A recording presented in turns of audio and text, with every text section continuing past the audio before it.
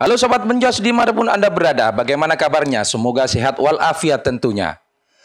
Kali ini saya akan merangkum sebuah film yang sangat seru yang rilis di tahun 2013 yang lalu. Yang diangkat dari kisah nyata yang mengisahkan tentang misi untuk membunuh pemimpin Taliban Ahmad Shah di tahun 2005 lalu.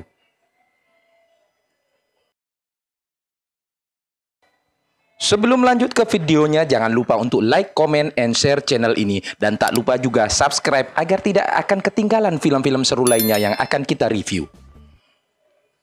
Jangan kemana-mana tentunya, stay panteng channel ini. Dan ayo kita mulai dengan Jos!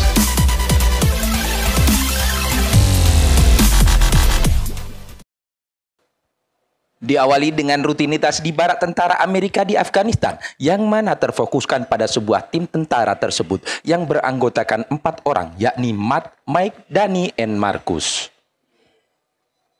Pagi-pagi sekali Mike membangunkan rekan timnya untuk bergegas pergi menghadap pemimpin mereka, yang mana mereka diajak untuk rapat membahas misi yang akan dijalankan dengan kode Red Wing.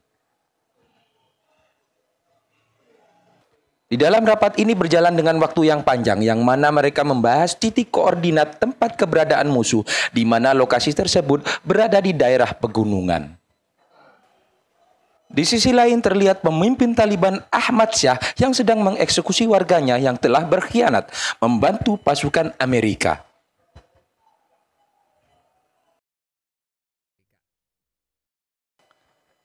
Terlihat anggota tim Red Wing berkumpul makan siang sambil membahas strategi yang akan mereka pakai untuk menjalankan misi tersebut.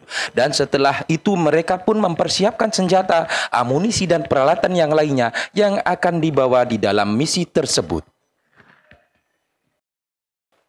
Dan mereka pun telah bersiap-siap di pangkalan itu. Dan setelah itu mereka berangkat menggunakan helikopter dan misi pun dimulai.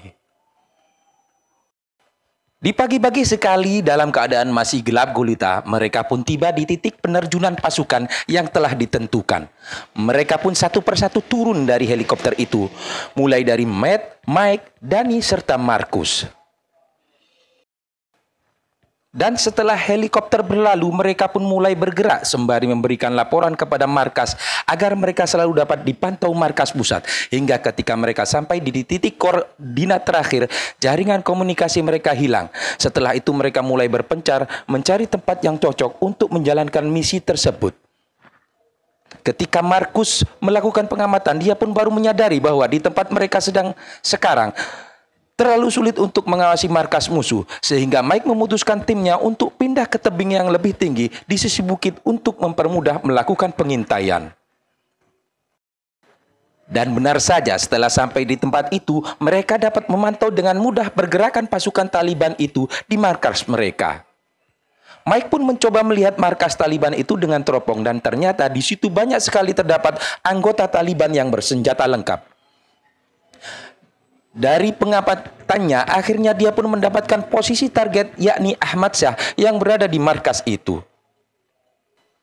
Sniper yang bertugas dalam tim itu yang bernama Marcus berencana untuk langsung menembak target, tetapi Mike melarang aksinya itu karena belum ada perintah dari markas pusat, sementara jaringan yang terhubung antara mereka dengan markas pusat mengalami gangguan sinyal. Mike pun memerintahkan timnya untuk berjaga-jaga dahulu sembari menunggu perintah dari markas pusat. Ada yang tidur-tiduran, ada pula yang berjaga-jaga selama belum ada perintah dari markas pusat. Mereka hanya bisa menunggu. Beberapa saat kemudian terlihat pergerakan mendekat kepada mereka. Mereka semua pun terbangun ketika melihat ada kawanan kambing yang mendekat. Di belakangnya terdapat 3 orang penggembala yang muncul. Mereka pun langsung siap untuk menembak ketiga orang itu karena takut persembunyian mereka ketahuan. Sehingga saat ketiga orang tersebut sudah dekat, mereka pun langsung menyergap ketiga orang penggembala itu. Namun terjadi kesulitan dalam berkomunikasi karena salah satu sama lain tidak saling mengerti bahasa masing-masing. Saat digeledah, ternyata ditemukan walkie-talkie di badan penggembala itu yang menghubungkan ke markas Taliban di bawah. Akhirnya ketiga penggembala itu diikat di pohon oleh pasukan Mike. Mike pun menyuruh Danny untuk menghubungi markas pusat, tetapi jaringan radio mereka masih belum bisa tersambung. Mike pun terpaksa memakai perangkat handphone yang disita dari penggembala itu untuk menghubungi markas pusat. Namun tiba-tiba komunikasi dengan markas mati karena jaringan terputus. Karena tidak ada jalan lain, Mike pun memutuskan untuk pindah tempat. Tapi sebelum mereka pergi, mereka pun bingung dengan nasib penggembala yang mereka tangkap itu. Mike pun memberikan 3 pilihan kepada timnya. Yang pertama adalah melepaskan tahanan tersebut, kemudian berisiko tahanan tersebut melaporkan kepada markas musuh di bawah. Yang kedua, membiarkan mereka terikat, setelah itu ditinggalkan untuk pergi ke bukit lain. Dengan resiko jika tidak ada orang yang menemukan mereka sampai malam, mereka akan mati dimakan binatang buas. Dan yang ketiga adalah membunuh ketiga tawanan tersebut. Pada akhirnya Mike sebagai pemimpin regu yang mengambil keputusan atas nasib tawanan tersebut, dan akhirnya diputuskan mereka melepaskan tawanan itu dengan resiko mereka akan segera dikejar oleh pasukan Taliban. Mike juga mengatakan kepada timnya bahwa misi kali ini telah gagal karena posisi mereka yang sudah tidak aman lagi dan kondisi sinyal komunikasi dengan markas pusat sudah terputus. Dan misi selanjutnya adalah penyelamatan diri dengan cara mencari sinyal komunikasi dengan markas pusat untuk penjemputan mereka dan berharap pasukan bantuan yang datang lebih cepat dibanding dengan pasukan Taliban. Akhirnya ketika tahanan itu pun dibebaskan dan beberapa saat kemudian mereka telah sampai di bukit yang lain. Namun ternyata masih juga belum didapat sinyal komunikasi dengan markas pusat. Mike pun memerintahkan rekan timnya untuk berjaga-jaga dan memastikan keadaan lingkungan sekitar. Sesampainya di atas bukit, Mike pun berkeliling mengitari bukit. Ternyata di sekeliling bukit itu sudah dikepung oleh pasukan Taliban. Mike pun segera kembali dan melaporkan terhadap rekan timnya jika bukit itu sudah dikepung oleh pasukan Taliban dan memerintahkan untuk bersiap-siap karena sebentar lagi terjadi kontak senjata dengan pasukan Taliban itu. Satu persatu pasukan Taliban mulai terlihat mengendap-endap di balik pepohonan yang mengintai mereka. Mike pun memberikan perintah kepada anggotanya untuk bersiap menembak dan akhirnya terjadi tembak-menembak antara pasukan Mike dengan pasukan Taliban. Setelah berhasil menembak pengintai tersebut, tiba-tiba muncul pasukan Taliban yang begitu banyak sehingga perang terbuka pun dimulai.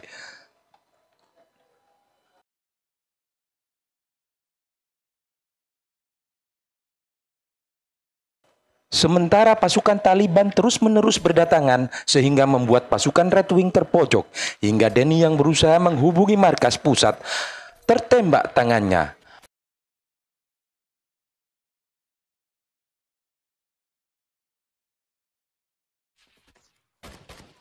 Mereka pun terus melawan pasukan Taliban itu walaupun satu persatu mereka mulai terkena tembakan dari pasukan Taliban.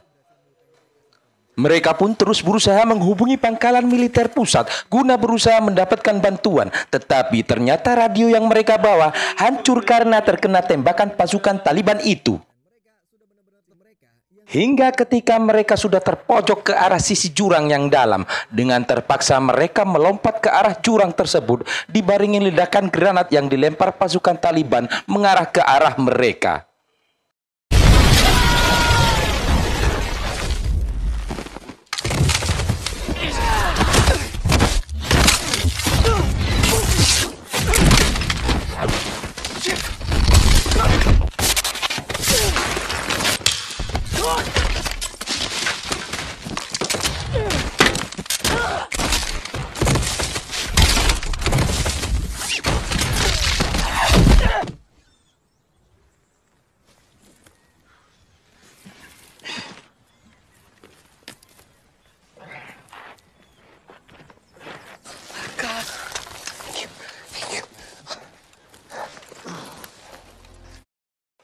Mereka semua pun berhasil selamat dengan luka-luka yang lumayan parah. Hingga sesaat setelah mereka merasakan kebebasan, tiba-tiba Markus ditembak kakinya ketika sedang mengawasi pergerakan pasukan Taliban di atas jurang. Dan ternyata pasukan Taliban mulai bergerak turun menuruni jurang untuk mengejar mereka. Akhirnya Matt, Mike, dan Danny berlari turun ke bawah. Setelah itu, Markus yang berhasil menembaki pasukan Taliban yang turun dari atas jurang, dan dia pun lantas bergegas menyusul teman-temannya. Dan Danny yang sebenarnya terluka parah baru merasakan kalau dia terluka, sehingga dia pun terjatuh dan tertinggal oleh teman-temannya. Setelah itu Markus pun datang dan membantunya untuk berlari sambil diseret oleh Markus. Danny sempat menembaki para pasukan Taliban di belakangnya. Setelah itu mereka mendapatkan tempat untuk bersembunyi di balik bebatuan. Tetapi keadaan Danny yang sudah mulai parah dan sudah mulai meracau dengan keras sehingga membuat posisi mereka ketahuan oleh pasukan Taliban. Markus pun berusaha menenangkannya sambil melihat keadaan kedua temannya yang terluka. Baru beberapa saat mereka merasakan ketenangan, tiba-tiba pasukan Taliban pun menyerang mereka dengan tembakan-tembakan yang membuat mereka terpojok kembali di pinggir jurang. Dikarenakan mereka dalam keadaan terluka yang sangat parah, mereka pun akhirnya tidak bisa mengulang tindakan mereka untuk melompati jurang. Tetapi mereka pun melempar bom asap untuk mengelabui pandangan para pasukan musuh, sehingga membuat celah untuk mereka melarikan diri. Tetapi kondisi Danny yang sudah terluka parah tidak memungkinkan dia untuk berjalan lagi, sehingga Markus terpaksa menggendongnya. Namun ketika sampai di sisi jurang yang lain, Markus dan Danny tertembak sehingga Markus terpental dan Danny ketinggalan di atas jurang.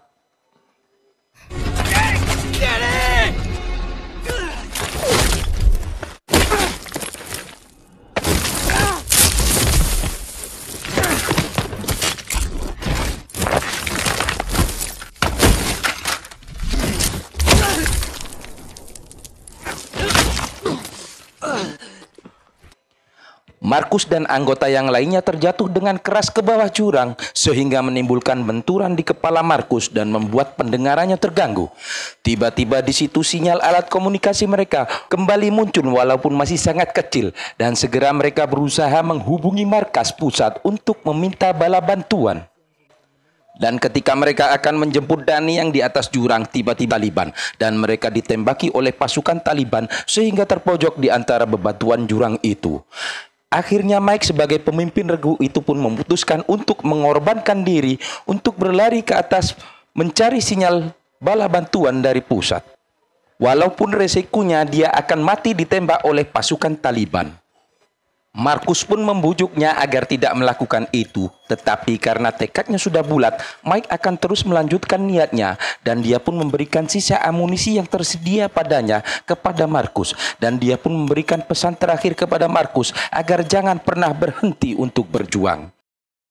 Mike pun segera bergegas naik ke atas dengan di-backup oleh Matt dan Markus sehingga dia pun sampai di atas, dan benar saja di sana dia mendapatkan sinyal yang bagus dan dia menghubungi markas pusat melaporkan bahwa pasukannya terpojok dan meminta segera datang akan bala bantuan. Tetapi karena dia tidak tahu pasti koordinat keberadaan mereka, dia pun hanya menunjukkan ciri-ciri dari lokasi mereka.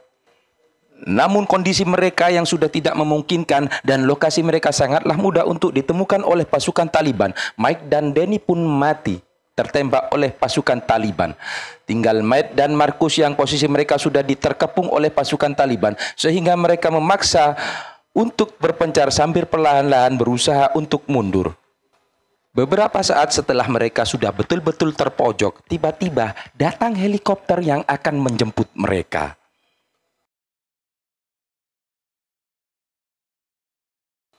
Tetapi saat salah satu helikopter itu berusaha mendarat, tiba-tiba datang RPG menghantam helikopter itu, sehingga helikopter hancur berkeping-keping dan memaksa helikopter lainnya untuk pergi mundur meninggalkan lokasi itu. Meninggalkan Matt dan Markus yang akan mereka jemput yang masih terjebak dalam pertempuran itu. Matt dan Markus terlihat sangat kecewa, hingga Matt yang terpisah jauh dengan Markus sudah terkepung oleh pasukan Taliban, dan dia pun terpojok dengan pistolnya yang kosong bersandar di sebuah pohon, dan akhirnya dia pun mati ditembak oleh pasukan Taliban.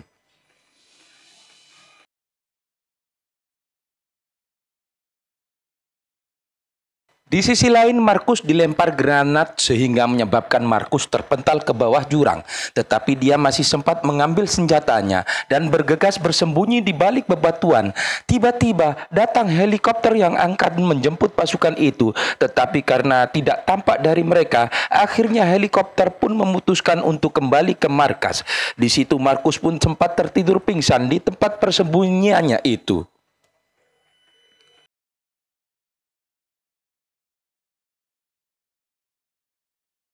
Setelah terbangun, Markus pun mulai merasakan betapa sakitnya luka-luka yang didapatnya. Dan dia pun berusaha untuk mengobati luka-luka itu. Setelah itu, dia berusaha berjalan mencari keberadaan Matt dan berusaha meninggalkan tempat itu.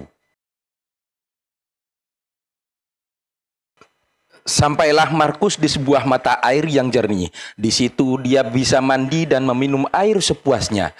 Hingga dia sempat terlupa kalau dia lagi dikejar oleh pasukan Taliban.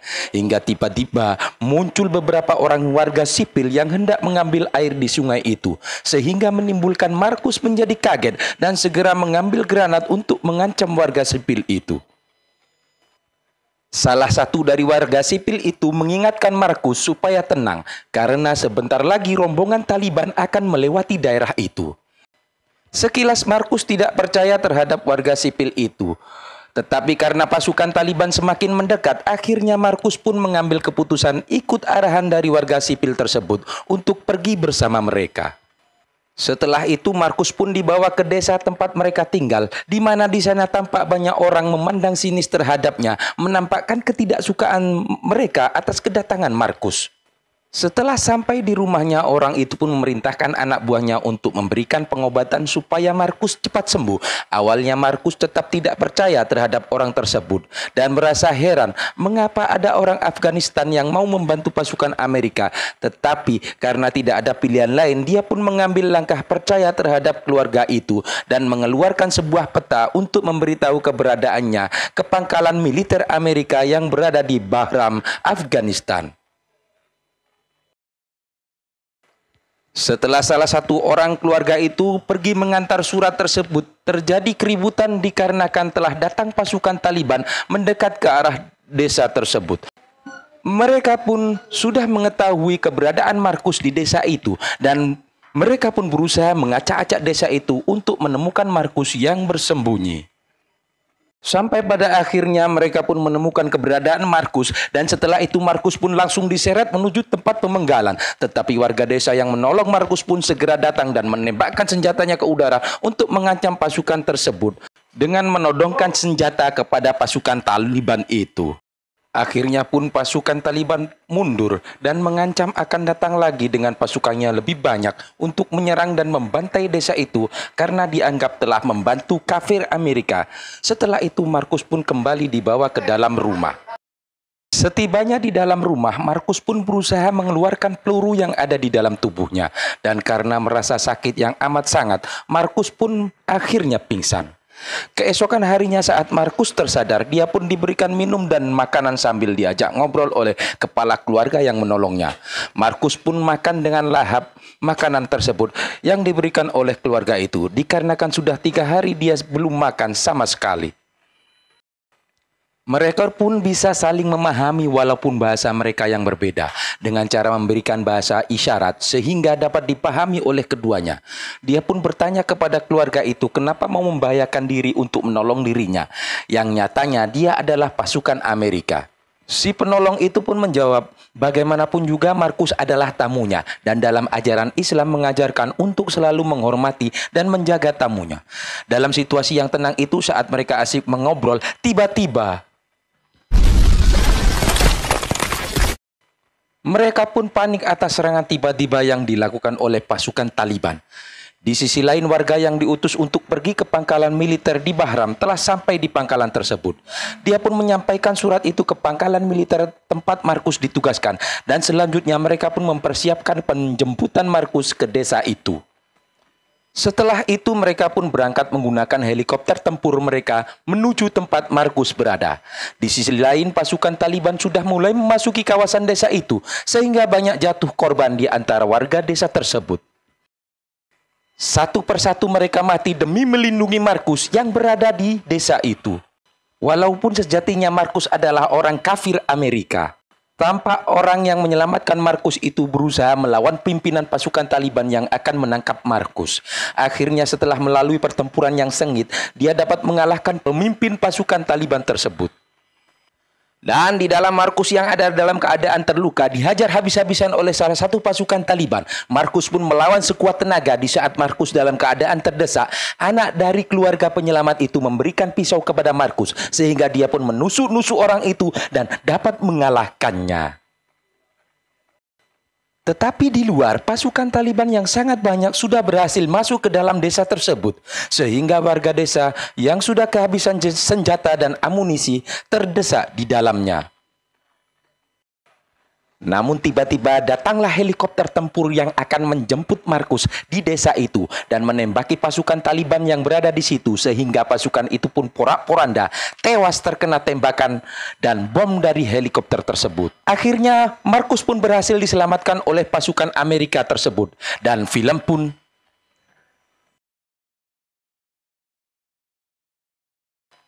tamat. Ending yang sangat memporak-porandakan. Oke, itulah semua rangkuman alur cerita film Lone Survivor yang dirilis di tahun 2013 lalu. Pesan moral dari film ini adalah jangan pernah menyerah, teruslah berjuang sampai kemenangan yang akan datang menghampirimu. Seluruh jajaran tim Menjos Film Corporation serta RT RW setempat akhirnya mengucapkan salam menjos, bukan tempe.